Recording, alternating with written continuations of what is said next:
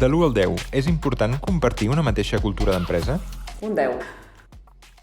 De l'1 al 10, és clau saber delegar en una startup? Un 8.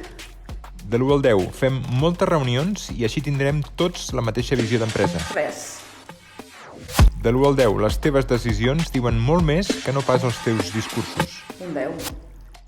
De l'1 al 10, preguntar al teu equip és senyal de debilitat? Un 0. De l'1 al 10, sempre s'ha de ser ràpid i àgil quan es lidera una startup. Un 5. De l'1 al 10, dos amics gestionaran millor una startup que dues persones que no es coneixen. Un 4. De l'1 al 10, al mercat no hi ha prou talent per abastir a totes les startups. Un 5. De l'1 al 10, qui hagi creat una startup li costarà molt consensuar estratègies amb d'altres. Un 8. De l'1 al 10, cal seguir incidint en fomentar la presència de la dona al sector de l'emprenedoria. I tant, un 10.